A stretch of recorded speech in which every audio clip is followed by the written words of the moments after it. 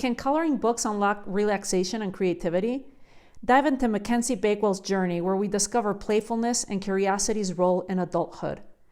Join us in today's episode to learn how to reduce stress and ignite creativity. Welcome to the Courage to Be podcast. I'm your host, Tanya Vasallo. And each week, I will bring you amazing guests so that you can tap into the courage to break out of old patterns and live your soul's purpose. Before we get into this episode, if by the end you enjoyed it, please follow, rate, review, and share the podcast so we can reach more people. Because here's the thing, I'm on a mission to close the gender gap in the podcasting world so that more and more women's voices are heard. If you feel that this is something you value too, then please take action by rating, reviewing, following, and sharing the podcast. We can only do this together. Check out the link in the show notes to see how this is done. And make sure to stay until the end to claim some free gifts I have for you. Welcome back to the Courage to Be, where we have powerful conversations to transform your life and your business. And today we have Mackenzie Bakewell with us. Welcome, Mackenzie. Hello. Thank you so much. It's wonderful to be here. Well, Mackenzie is an amazing artist, and she has these incredible coloring books, and her creativity is just out of this world. And I want you to share with us, with our listeners, a little bit about your journey, about your creativity, and how you've come about to creating these books and having the courage to be able to tap into your creativity. I'm sure you've had your ups and downs within the creative journey too. So please share with us, Mackenzie. What's your story? Yeah, thank you. I've always been an artist. I've been sketching and taking pictures and writing since I was young. And I always kind of knew I wanted to have a creative career.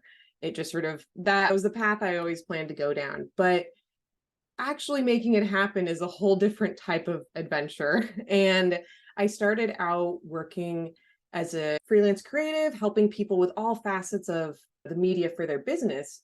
But eventually I got to that point where I was just a little creatively burnt out. And that's when I started coloring. It was first a gift from a friend. Somebody gave me an adult coloring book, and it sort of like re-sparked the awareness of coloring, but now with this new lens of, hey, it's something you can do as an adult to relax and let your creativity play. And so from there, I just started making my own coloring pages naturally and sharing them with friends. And it really built from there. I realized I wanted to publish my own books instead of only working for others. And that was where the real step of the courage came from, is being like, no, I'm going to make my own books now and try my hand at publishing coloring books. So, okay, this is great. Share a little bit more about burnout and creativity, because I do believe we're all creatives, but if you do come from the creative background, which I used to work as an art director many years in advertising, many years ago, previous career. Mm-hmm. And I know other creatives, there's so many forms of creativity, whether you're a hairdresser, a cook, whether you paint, whether you do music, whether you write, dance, there's so many forms of creativity that maybe sometimes we forget about it. And I'd like to hear your perspective of how you went about when you hit that point of burnout. How did you recognize that it was burnout? Mm-hmm. How long did it last? What did you do about it? Yeah.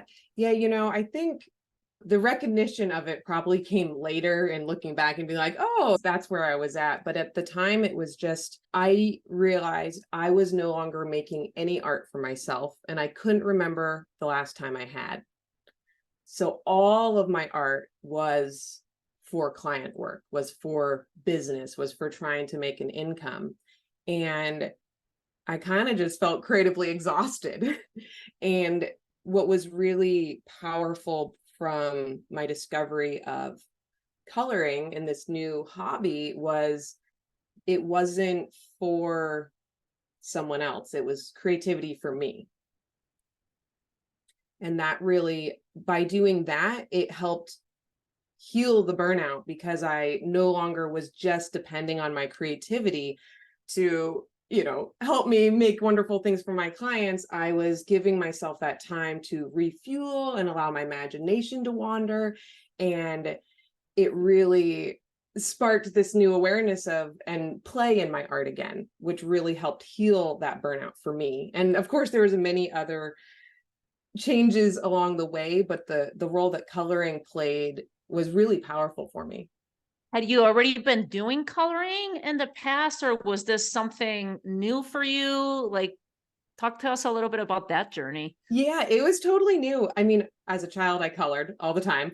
I loved it, but as an adult, it had been years since I colored. And it was around the time adult coloring books were just sort of getting really popular, and they were, everyone was hearing about them. And so I was, like I said, I was gifted one, and it just sort of was gradual. I would color a little bit, and it was just fun. And it was a way to practice my art that was really easy, if that makes sense. It didn't take a lot of creative energy or mental energy to sit down and, doodle a little bit in a pre-existing page.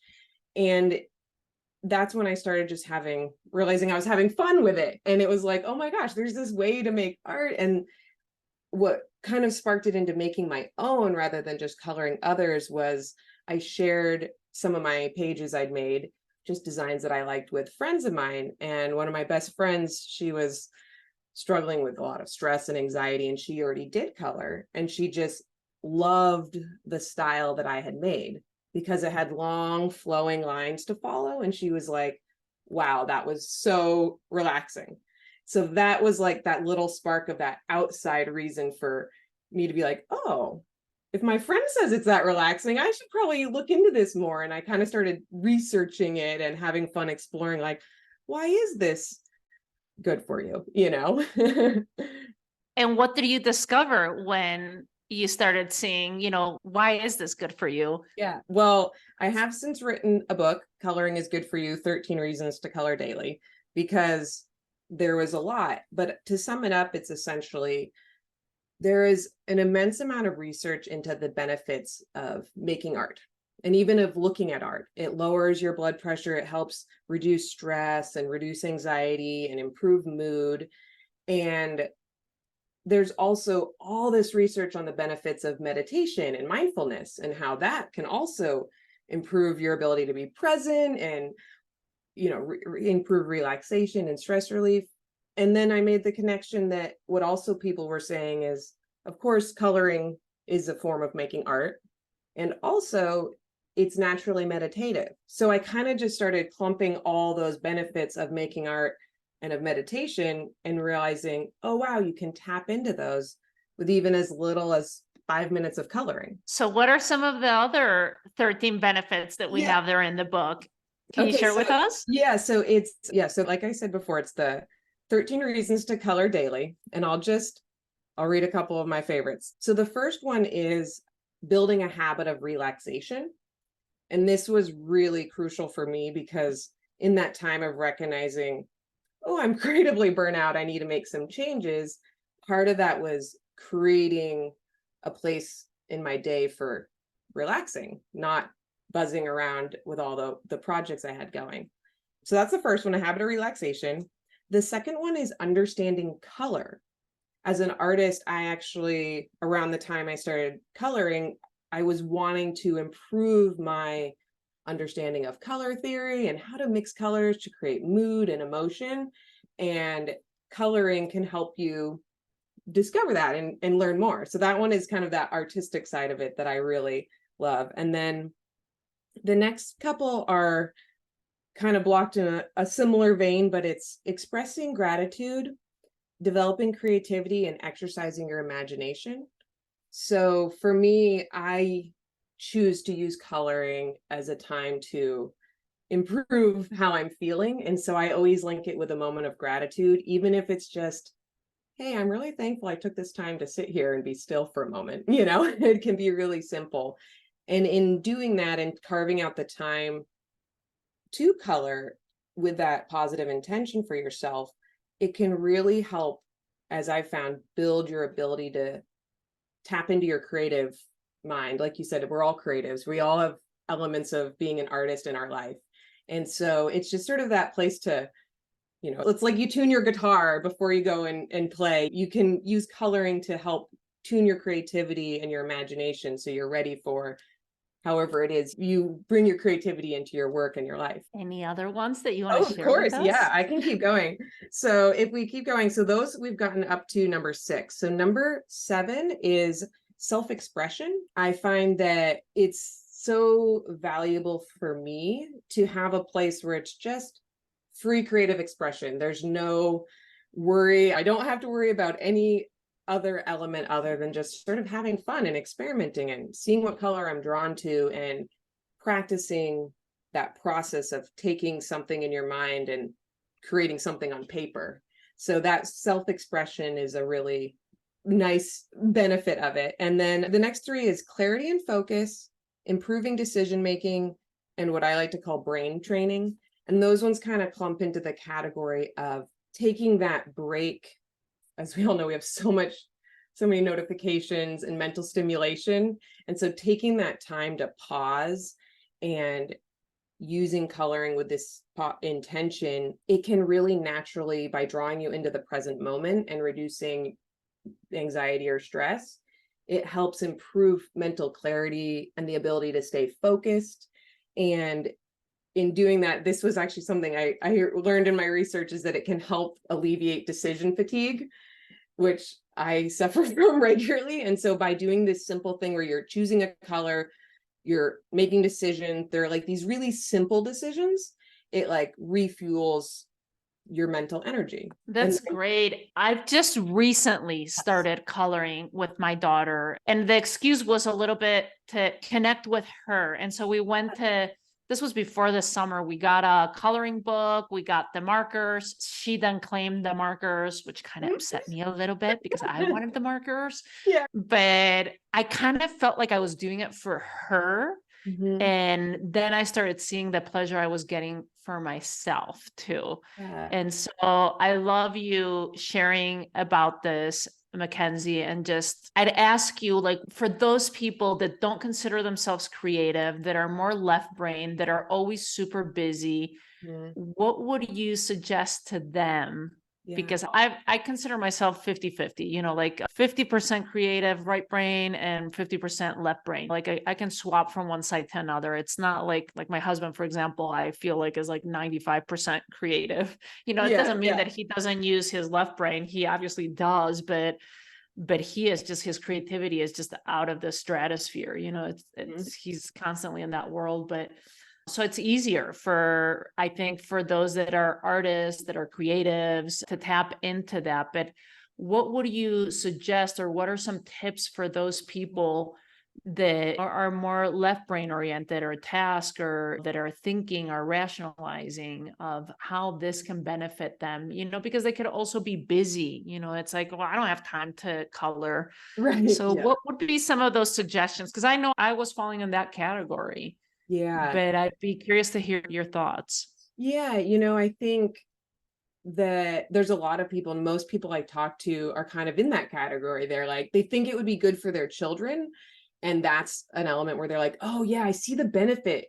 But then it's the applying it to yourself, like, oh, I'm so busy. There's so much going on in our lives. And in my new book, Unlocking Harmony, I try to explore and answer those questions by providing a book that is specifically designed to be for better health and inner peace. And the reason is, I think, for somebody who's an analytical thinker in logistics, that maybe tapping into knowing your why, of like, why color, will help make it analytical. Like, why go to the gym? Why eat healthy? Why get a full night's sleep? Well, why color is, maybe you want to tap into the benefits of meditation, but that also seems hard. Or maybe you want to feel more relaxed, and you want to have that time in your day where you're not plugged into your screens, you're having quality time with your daughter. This can be a tool among many to help get to that place. Just like you have your yoga mat so that you remember to go and have a place to do yoga, the coloring can be a tool to just hold space so that you do pause in your busy day and you do take a moment to just breathe deep and be fully present. And I think that would be the why that I would share with people, to just know why they want to feel maybe more relaxed or more creative or have more time being present. That's great.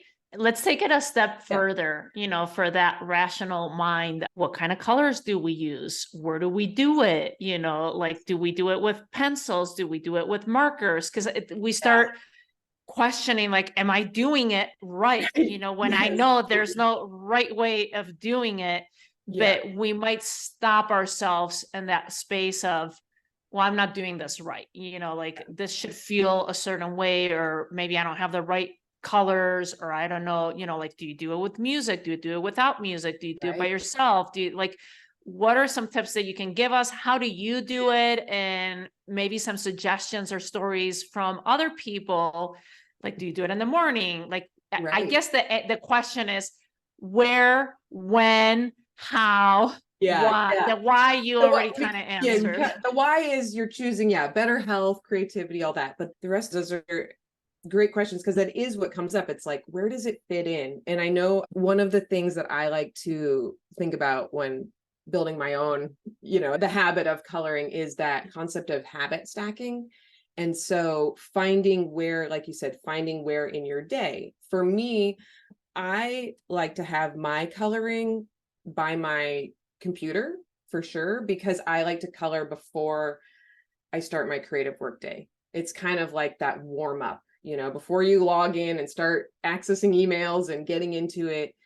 That, as a professional artist, it's my warm up and cool down. So that's a really easy way for an adult to kind of fit it in, is like, hey, you get to the start of your work day, if you work at a desk or kind of, have a place, before you log into your phone or your computer to access emails, to just sort of have that moment of calm.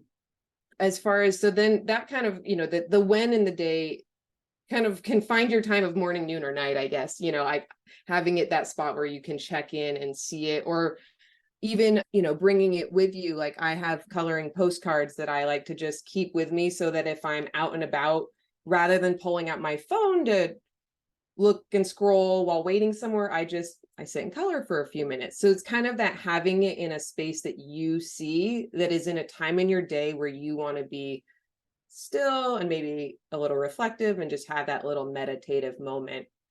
Um, so that kind of is, it's kind of looking at your own day, and finding a time and then choosing that.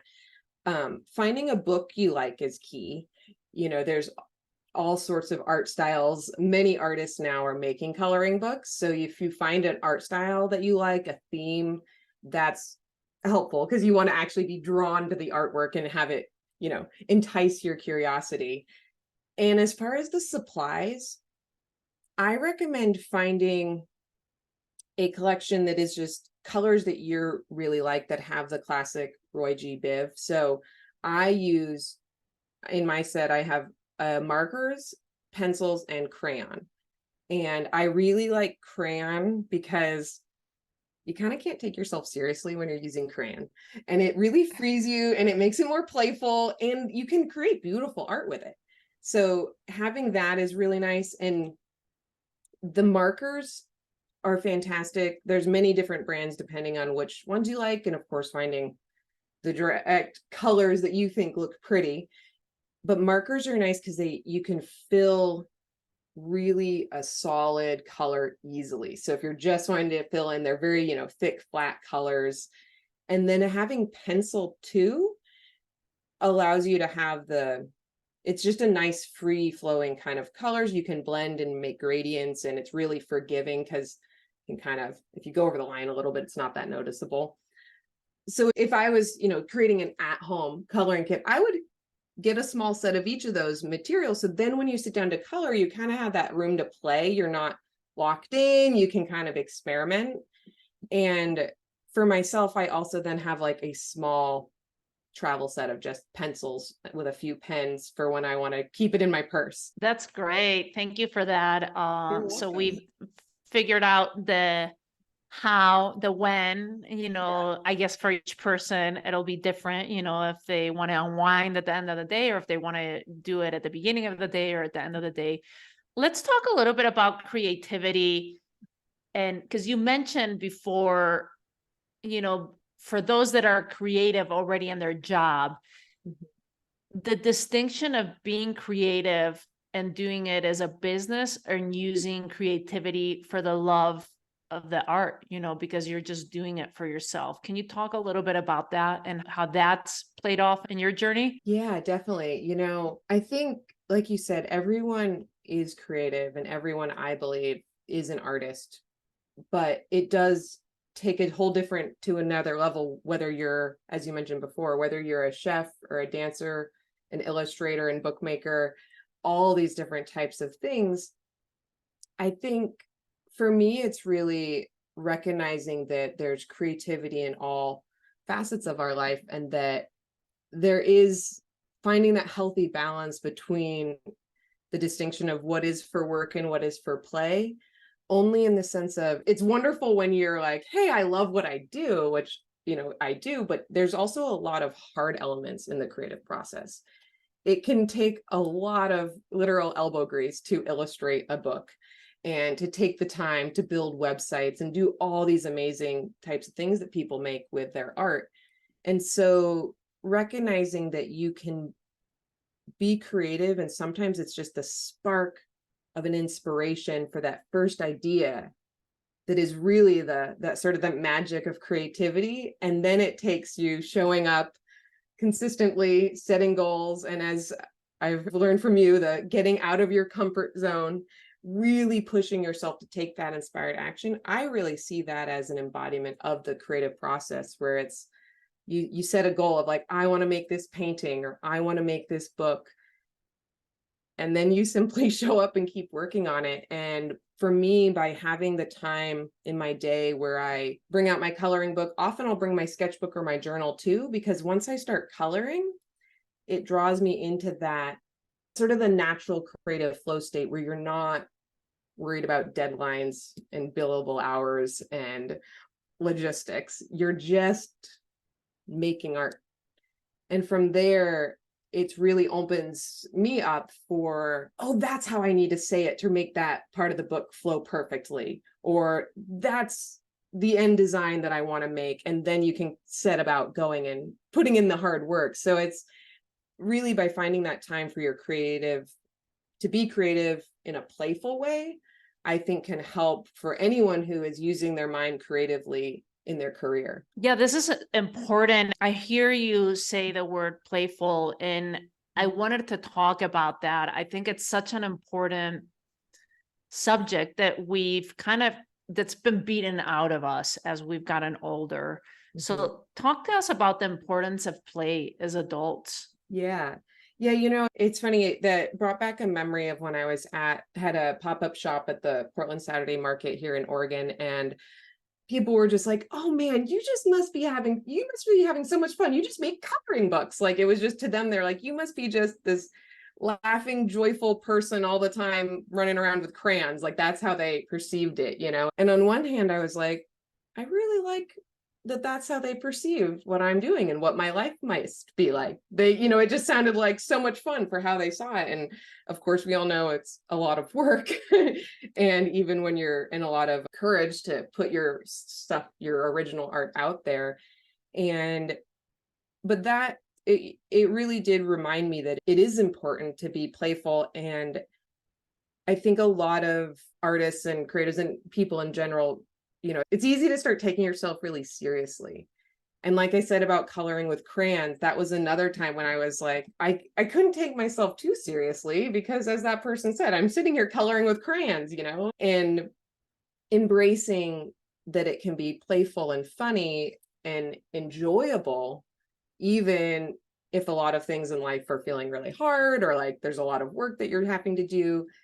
Remembering to bring in that sort of the playfulness along with that, the child's curiosity and the interest in what's happening in that exact moment. When you're immersed in a game that you're just like so enthralled with, you're not thinking about all the other things that often are running through our minds. So I think it can be really refreshing. This is great. Thank you for that. What are some other forms of play that you use? Yeah, well, I love dancing. So for me, that is a playful element. And I play a lot with my dog. He's nearly 7 now, but he is a lab German Shepherd rescue mix, and he always has energy for play. And that actually has been an element that's helped me remember, like, oh, I might be a little tired or bored or all the, mentally feeling drained, but I can energize myself to play with him right now because he really, really is present and wanting to. And so I also, for me, going on hikes in nature and just gardening is definitely play, as well as just being present and enjoying the being immersed and allowing your imagination to be inspired by nature is, for me, a form of play as well. You take notes, or how do you become what you were just mentioning before, the child's curiosity? Like, Yeah. how do you play that out now as an adult? Yeah, that's a good question. I think a little bit of it comes from just bringing in that mindset. For example, one of my creative hobbies is baking, and it can be very challenging when you're trying new things, but by bringing in that playful curiosity of just like, oh, hey, this is a science experiment, this is an art experiment, what can we create, without worry about the end result, or my sister and I will often come up with random creative things like, let's try making candles.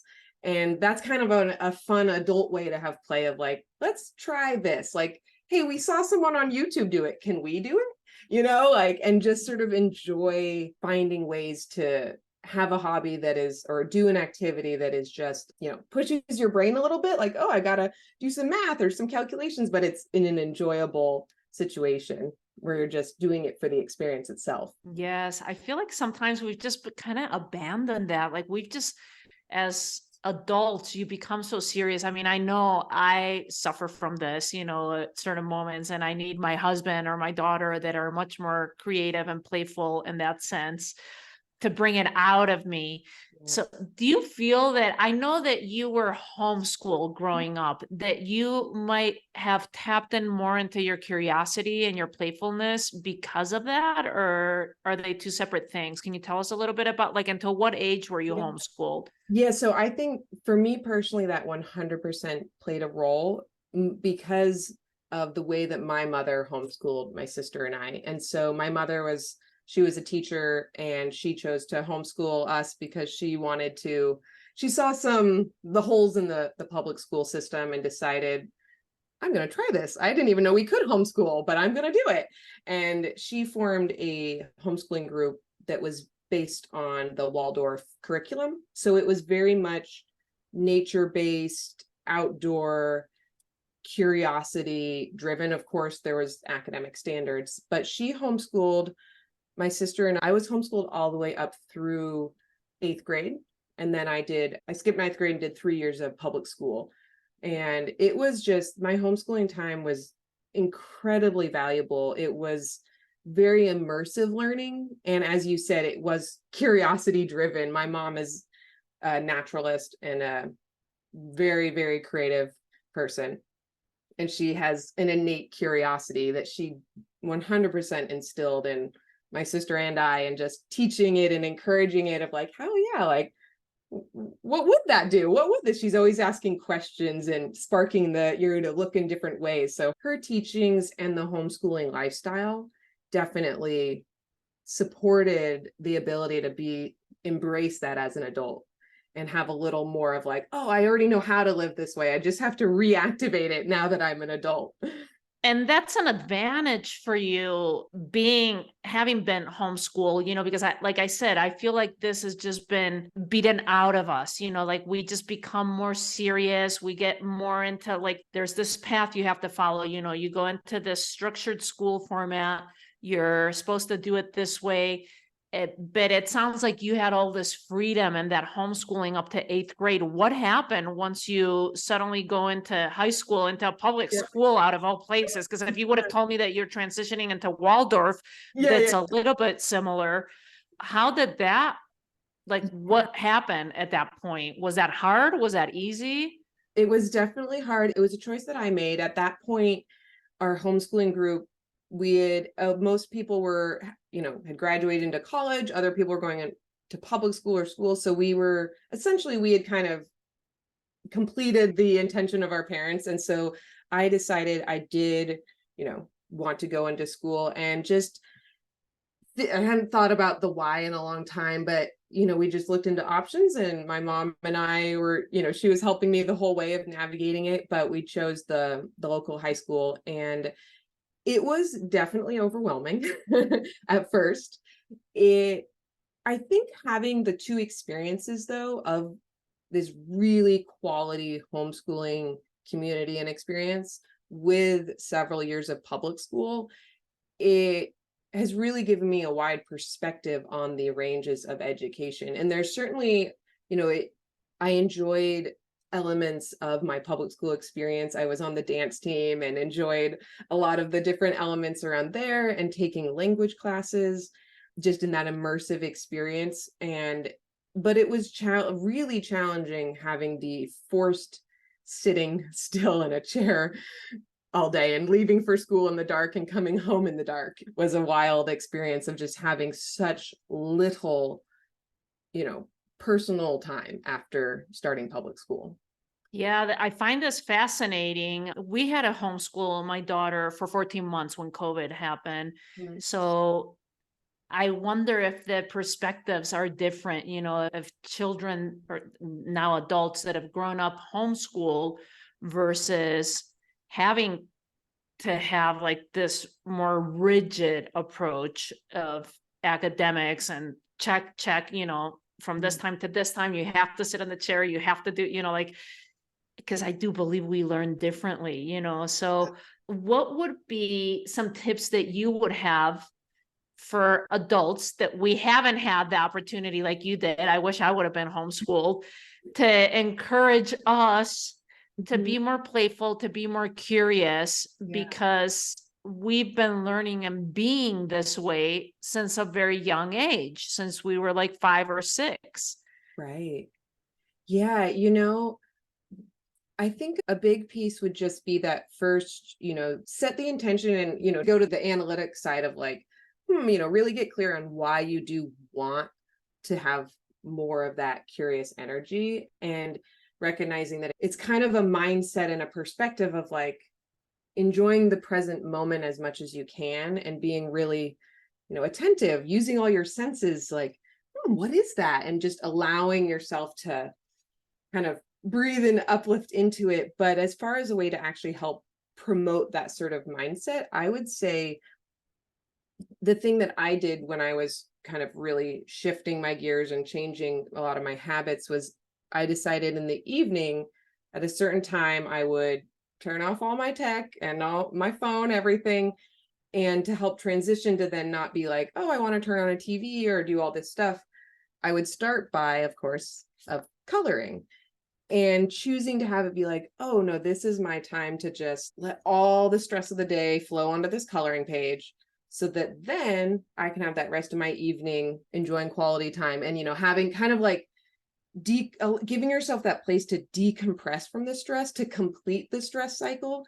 Because for me, once I learned a bit more about the stress cycle and how you need to complete it and all these factors, I realized that if I did something like coloring, which usually I pair with a bit of yoga or, movement, and to get my mind and my body kind of the tension released, is I realized that by completing the stress cycle in that way, it enabled me to go back to that little more lighthearted, that, I wanted to be someone who laughed easily again, and, have that, like you said, that lighthearted curiosity. So I guess to sum it up, the first is setting the intention for yourself of like a little affirmation, like, I am playful and smiling and relaxed. And then what I do is then with that affirmation of intention of how I want the person I want to be, I think about that while I color, of course, so that it's kind of like allowing my body to align with that intention that I'm setting for my own mindset. That's great. You mentioned the stress cycle. Can you go Yeah. back to that and talk to Yeah. us a little bit more about the stress cycle? Because I don't know about this and I want to hear more about Yeah. it. I am not yet an expert, but I've been studying it. And essentially what I've been taught is that the stress cycle is naturally occurring all the time, and it starts with a stressor. So something happens and you get this reaction, like, and then the next thing, so it's a stressor, a stress reaction, and then a stress release, so that you can get back to homeostasis, harmony. So the normal stress reactions are the classic, you know, fight or flight or freeze. And one I learned recently that I like is flow. So instead of freezing or fighting, you can just go with the flow. But essentially, maybe the stressor is an email from a client, or maybe it's something that you have to do that it's just, there's all sorts of things that trigger this stress reaction. And so the key, of course, is getting to that point where you do the stress release. Because what I've learned is that essentially stress is cumulative.